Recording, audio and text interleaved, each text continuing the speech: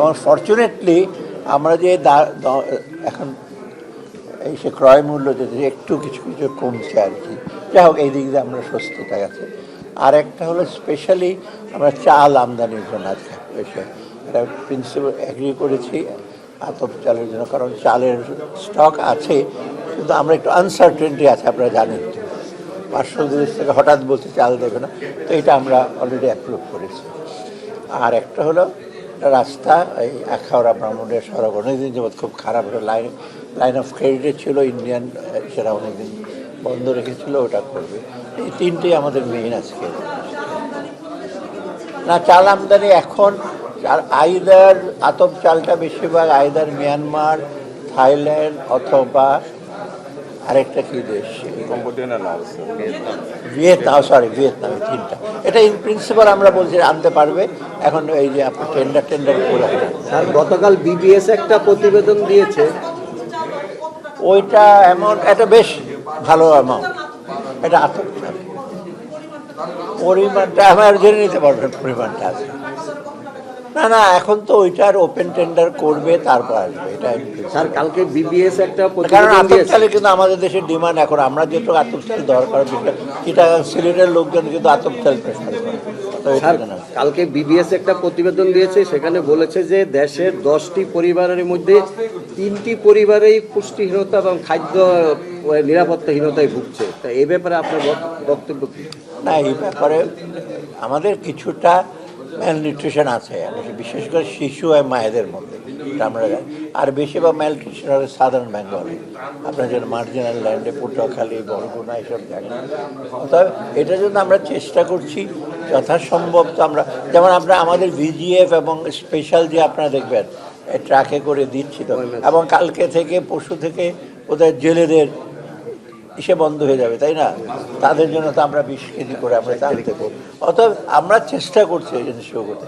তার মধ্যে ডেফিনেটলি কিছু কিছু জায়গায় একটা জিনিস হলো আমাদের খাদ্যটা যেটা হয় সুষম না, খাদ্যটা ওই চালের উপর বেশি ডিপেন্ড করি, কিন্তু অন্য যেগুলো থাকে সেগুলো এক্সেস, সেগুলো যে ক্রয় ক্ষমতা এসের জন্য একটু কম, এই জন্য একটু কিন্তু আমাদের খাদ্যের ঘাটতি, যেহেতু কিছু আমিষ দরকার। বেশ আমিষের মধ্যে আমরা মনে করি ডিমটা সবচেয়ে বেশি দরকার, সেটাও কিন্তু অনেকে ক্রয় করতে পারবে না। না, আতপ চালের আমদানির প্রয়োজন হলে আমরা যে সিদ্ধ আতপ মিলে একটা স্টক রাখি, তো তার মধ্যে আতপ চালটা একটু দরকার হবে। সিদ্ধ আমরা আনবো, বাকিগুলো তো আনবো, কিন্তু ওই আতপ চালটা নিয়ে আসে এবং এটা রেক্সা এবং আতপ চালের সেটা একটু বেটার প্রাইস। হ্যাঁ,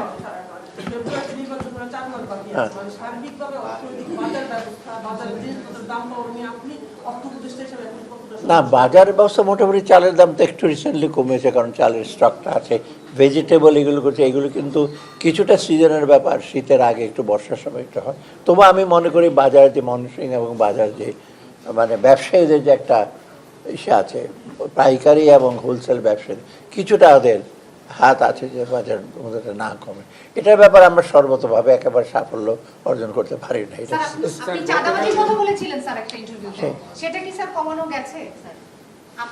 এটা আমি মন্তব্য করবো না। স্যার, গতকাল ইয়ারপে প্রোগ্রামে আপনি বলছিলেন যারা অর্থ পাচার করে তারা খুবই চালাক এবং সরকারের থেকেও চালাক এবং লেয়ার করে করে তারা পাঠায়। এর আগে স্যার আপনি বলেছিলেন যে পাচার করার অর্থ আপনারা ফিরিয়ে আনবেন। এখন তো বলা হচ্ছে যে ফেব্রুয়ারিতে নির্বাচন হবে, তো আপনাদের মেয়াদে আমরা কিছু আপনারা না শোনেন, টাকাটা যখন পাচার করে তখন যারা পাচার করে তারা বুদ্ধি টুদ্ধি জানে সব কীভাবে করতে হয়, কারণ ফাইন্যান্সিয়াল ইসেরেই করে। কিন্তু এটা আনতে হলে একটা সময় প্রসেসটা, তবে কিছু তো অগ্রসর হয়েছে। আপনার কোথায় যেন আমি আর্টিকেল দেখলাম যে না, কোনো গতি হয়। আমরা অনেক লিগাল ফার্মের সাথে আলোচনা করা হচ্ছে, তারপর অনেক এজেন্সির সাথে আলোচনা, অনেক দূর কিন্তু এগোচ্ছে। হয়তো ফেব্রুয়ারির মধ্যে কিছু হয়তো আসতে পারে, কিন্তু বাকিটুকু আমরা কিন্তু ওই ক্ষেত্রটা প্রস্তুত করি। কারণ এই ফর্মালিটিস কিন্তু কোনো সরকারই কিন্তু অ্যাভয়েড করতে পারবে।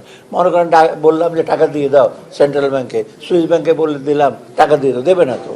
ওটা আপনার লিগাল ওয়েতে যেতে হবে, সেটা তো অলরেডি কিন্তু আমরা ইন এ প্লেস। আপনারা জানেন 11-12টা তো একদম হাই ইসেতে প্রায়োরিটিতে আমরা দেখছি। আর বাকিগুলো যে 200 কোটি টাকার বেশি যাদের তাদেরকেও কিন্তু ধরা হচ্ছে।